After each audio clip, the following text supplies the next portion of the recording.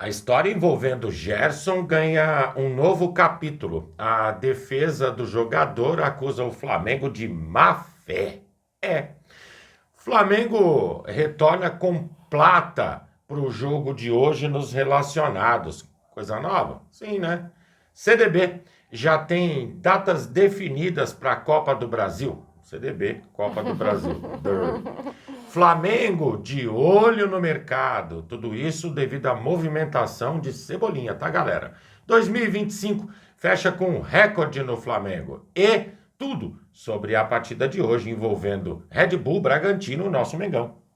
Fala galera rubro-negra, estamos chegando com mais um vídeo aqui no canal Camisa 10 da Nação. O seu, o meu, o nosso canal de notícias e informações do Flamengo, esse Flamengo que a gente tanto ama. Mas antes de começarmos com as notícias, gostaríamos de pedir a você que acompanha o nosso canal e ainda não é inscrito, para se inscrever aqui embaixo no botão inscreva-se, ativar o sininho da notificação, porque assim, sempre que postarmos um vídeo novo, você será notificado e, claro, deixar também o seu like e o seu comentário, porque isso ajuda demais o nosso trabalho e é muito importante para nós. E como sempre falamos, é rapidinho. Papum. E deu. Assim é. Bom, bora começar então com as notícias. Ontem, 1º de abril, apesar de não ser mentira, a CBF divulgou as datas para os jogos de ida e volta da Copa do Brasil. E ficou da seguinte forma pro Flamengo. Flamengo e Vitória, 21h30 no dia 22 de abril, Maracanã. Jogo de volta, 14/5, 21h30 no Barradão.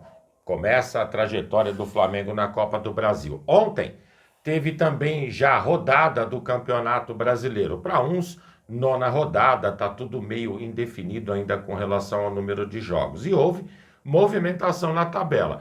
Palmeiras continua em primeiro, 8 jogos com 19 pontos. O Fluminense agora é o vice-líder, também com 19, porém 9 jogos. O Bahia passa a terceiro com 17. O São Paulo, que empatou com o Internacional, fica com 17. Atlético Paranaense, que era o vice-líder, agora cai para a 5ª posição com 16. E o Mengão aparece em sexto com 14, com 2 jogos a menos com relação ao Fluminense. E vencendo hoje, o Mengão pode encostar novamente nos líderes. Ou seja, jogo importante para o Flamengo, sem dúvida nenhuma. Precisamos dos 3 pontos. Para variar. Bom, galera, seguindo com as notícias, amigos, sério, uma nova polêmica envolvendo Gerson e Flamengo ganhou força aí nessa semana. O volante apresentou defesa no processo em que o Flamengo cobra 42,7 milhões de reais dele e da empresa do pai, o Marcão. E a resposta veio com acusações fortes, tá, galera? Segundo o GE, no documento entregue à justiça, o Gerson afirma que o clube agiu com má fé e até sede de vingança. Nele, Gerson e a empresa do pai afirmam que o contrato foi extinto pelo cumprimento integral da cláusula 6.2, com aquele pagamento da multa pelo Zenit, e que o Flamengo violou direitos trabalhistas irrenunciáveis. E tem uma frase nesse documento que chamou muito a atenção. Segundo o jogador, ele foi tratado como, abre aspas, um cordeiro mudo levado ao matadouro.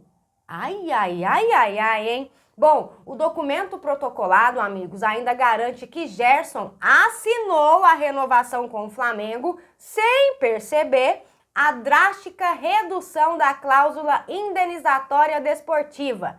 E o documento de demissão pedido por ele, assinado por ele, foi realizado sob orientação do clube, que, de acordo com a defesa do Gerson, agia de má fé no caso. Para entender melhor a situação, o Flamengo entrou com a ação cobrando valores ligados a compromissos contratuais relacionados à saída do atleta e acordos firmados anteriormente com a empresa do pai dele. Só que a defesa do volante agora tenta inverter completamente o cenário. Além de negar irregularidades, Gerson afirma que o Flamengo deixou de pagar mais de 6 milhões de reais em luvas previstas em contrato. Ou seja, na visão do jogador, quem teria pendências financeiras seria o Flamengo e não ele. Por isso, o pedido apresentado pela defesa do Gerson é direto: a extinção do processo movido pelo Flamengo. É isso que eles querem.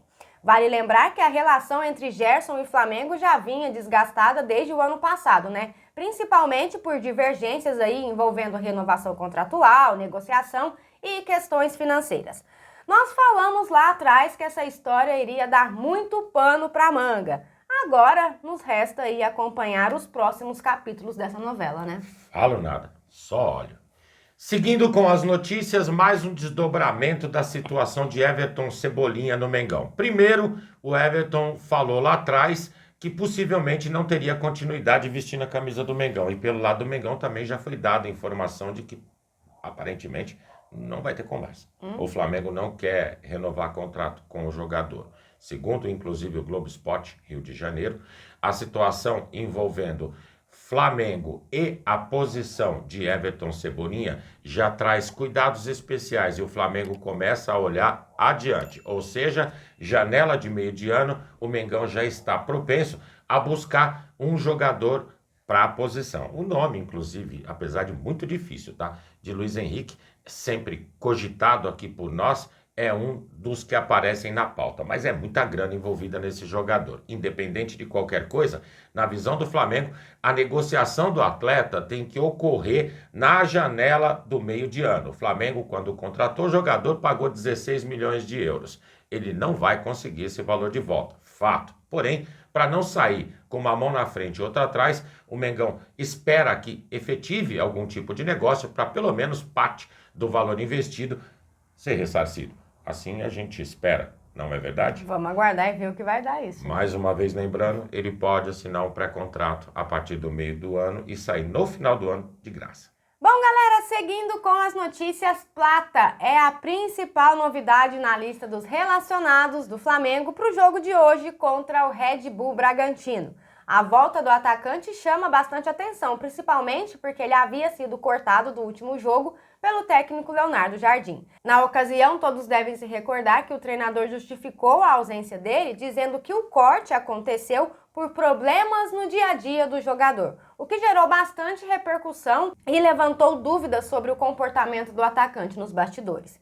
Só que a situação ganhou uma outra versão logo depois. O staff do Plata afirmou que recebeu a declaração com surpresa e explicou que o atacante, na verdade, teve um problema físico e que, por isso, ficou fora da rodada anterior. Agora, com o retorno à lista de relacionados, o equatoriano volta a ficar como opção para o treinador e pode reaparecer justamente em um confronto importante para o Flamengo fora de casa. Um outro ponto positivo para o Flamengo é que os jogadores que estavam, com as suas seleções na data FIFA também voltam a ficar disponíveis, tá? Isso aumenta o quê? O leque de opções para o Leonardo Jardim.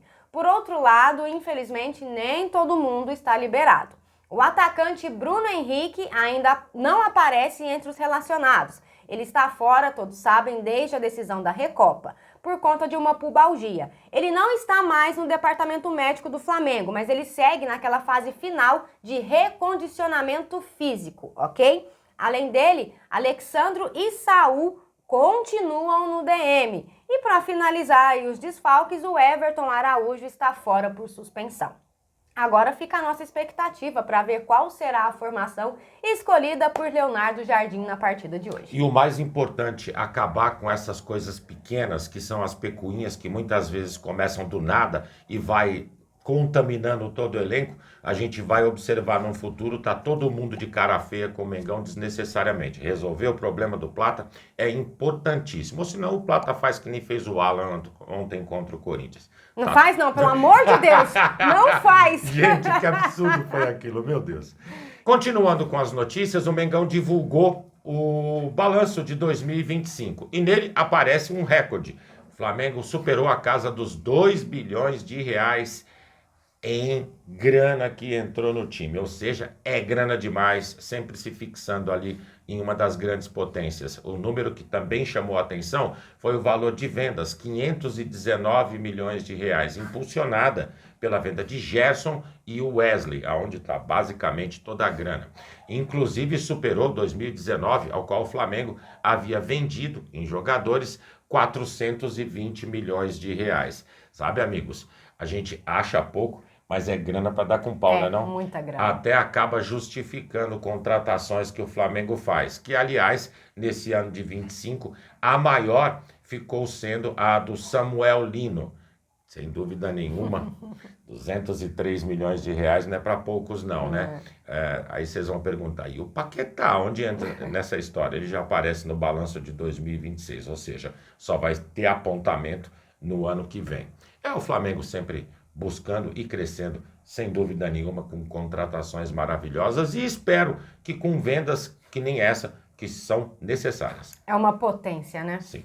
Bom, galera, e seguindo com as notícias, depois de 10 dias sem, hoje tem Mengão, meus amigos. Bragantino e Flamengo se enfrentam na noite dessa quinta-feira pela 9ª rodada do Campeonato Brasileiro. O jogo começa às 21h30 no estádio Cícero de Souza Marques, em Bragança Paulista. A Globo e também o Premier vão transmitir a partida, ok? O Massa Bruta tenta interromper a sequência negativa de 6 jogos sem vitória. O último triunfo da equipe foi no dia 15 de fevereiro sobre o Novo Horizontino pelo Campeonato Paulista. Já o Mengão segue invicto sob o comando de Léo Jardim e tenta manter a boa fase depois de dias importantes de treinos durante essa data FIFA.